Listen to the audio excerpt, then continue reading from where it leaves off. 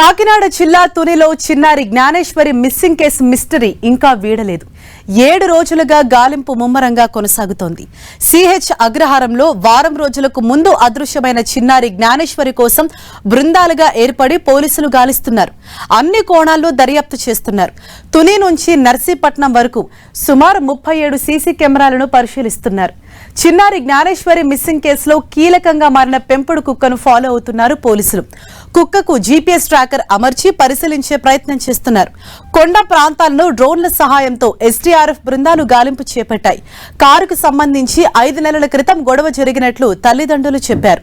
దీంతో వాళ్లు అనుమానిస్తున్న వ్యక్తులను పోలీసులు ప్రశ్నిస్తున్నారు. డొంకవాక సిహెచ్ అగ్రహారంలో ప్రతి ఇంటిని జల్లెడ పడుతున్న పోలీసులు చిన్నారి మిస్సింగ్ కేసును ప్రతిష్టాత్మకంగా తీసుకున్నారు.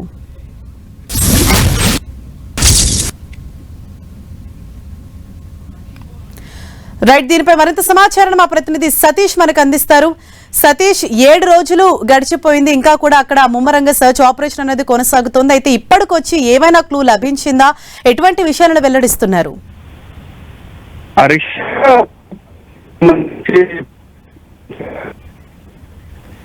అయితే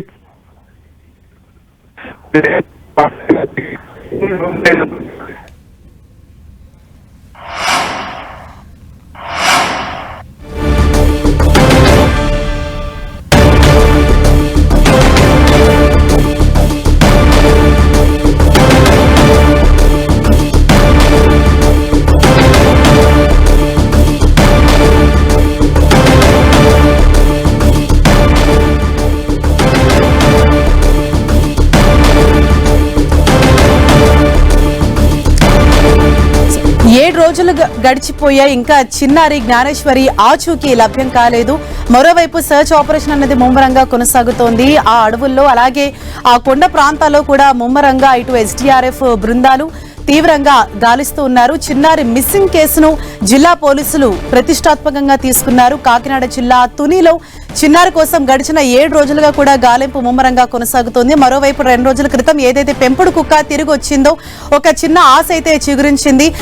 పాప ఆచూకీ కూడా లభ్యమవుతుందని చెప్పేసి ఇప్పుడు లేటెస్ట్ గా హైదరాబాద్ నుంచి అక్కడికి తీసుకెళ్లిన ఒక జీపీఎస్ ట్రాకర్ ను కూడా ఆ కుక్కకు అమర్చి దాని ద్వారా గాలింపు చేపట్టబోతున్నారు. మరింత సమాచారంతో మా ప్రతినిధి సతీష్ మనకు అందుబాటులో ఉన్నారు. సతీష్, పాప మిస్సింగ్ కేసుకు సంబంధించి పోలీసులు అయితే మాత్రం 2 అంశాల్లో అయితే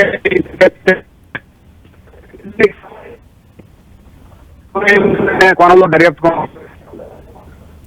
ప్రాంతానికి ఆనుకొని ఉన్న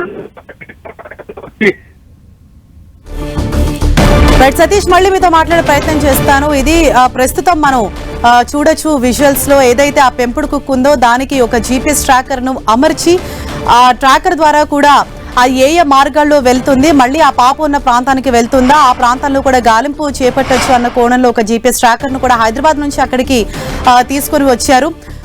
ముమ్మరంగా సర్చ్ ఆపరేషన్ అయితే కొనసాగుతోంది. మొత్తం 37 సీసీ కెమెరాలను ద్వారా పర్యవేక్షిస్తున్నారు. అలాగే డ్రోన్ కెమెరాలు, ఇప్పుడు జీపీఎస్ ట్రాకర్, అంటే పాసిబుల్ ఉన్న అన్ని దారుల గుండా కూడా సర్చ్ ఆపరేషన్ అన్నది ముమ్మరంగా కొనసాగిస్తూ ఉన్నారు. అలాగే గ్రామంలో కూడా ప్రతి ఇంటింటికి వెళ్లి ప్రతి ఒక్కరిని కూడా డోర్ టు డోర్ వారు క్వశ్చన్ చేసి తెలుసుకుంటూ ఉన్నారు. అంటే ఎవరైనా ఎక్కడైనా పాపను చూసారా, పాప ఆచూకీ సంబంధించి ఏమైనా చిన్న క్లూ దొరుకుతుందా అన్న ఒక హోప్ తోటి క్షుణ్ణంగా గ్రామాన్ని కూడా జల్లెడ పడుతున్నారు పోలీసులు.